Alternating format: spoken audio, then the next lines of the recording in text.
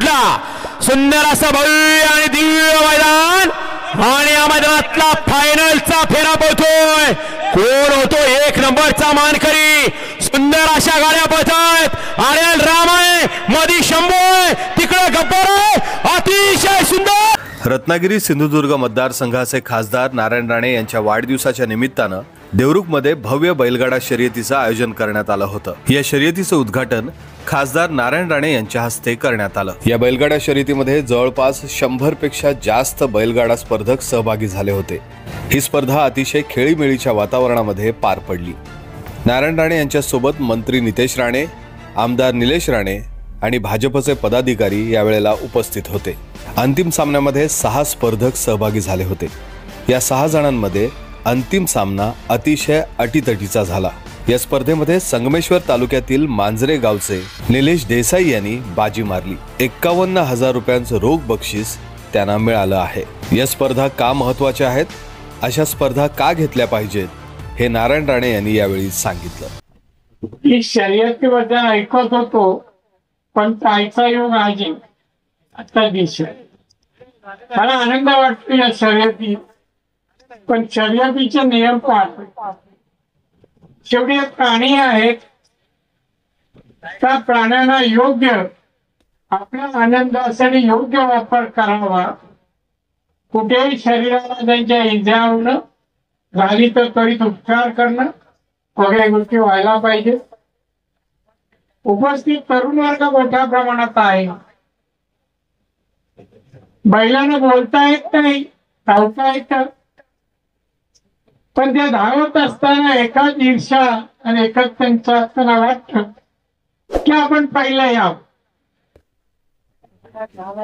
त्यांना वाटतं आणि म्हणून ते प्रत्येक जण जोराने पळायचा प्रयत्न करतो।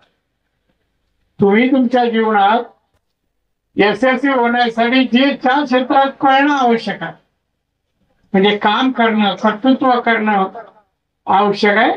तिथे केलं तुम्ही याल तुम्ही सबळ व्हाल तुम्ही श्रीमंत व्हाल उद्योगपती व्हाल त्या राजकारणात आमदार खासदार मुख्यमंत्री पण बनाल।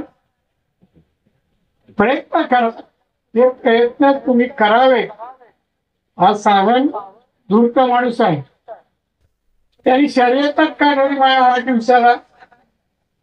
अहो मी 73 वर्ष धावून झालं माझे तर मला बोध घेण्याचा नाही बोध तुमच्यासाठी घ्यावा तुम्हाला की तुम्ही बघा आणि यशस्वी व्हा हे त्याला म्हणायचं।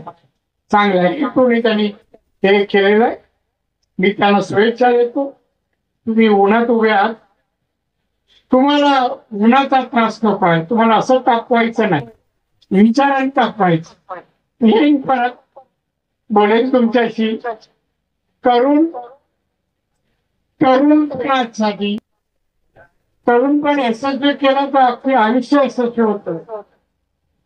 तसं वागतं पाहिजे केलं पाहिजे बोध घेतले पाहिजे आणि त्यासाठी अतिशय चांगला विषय आहे मी तुम्हाला सगळ्यांना शुभेच्छा देतो। ही बैलगाडा शर्यत पाहण्यासाठी संगमेश्वर तालुक्याबरोबरच आजूबाजूच्या तालुक्यातील लोक देखील मोठ्या संख्येनं या ठिकाणी दाखल झाले होते। अशा स्पर्धा या परिसरामध्ये वारंवार झाल्या पाहिजेत अशा भावना सुद्धा प्रेक्षकांनी या वेळेला व्यक्त केल्या। मुश्ताक खान, माय कोकण, देवरुख, संगमेश्वर।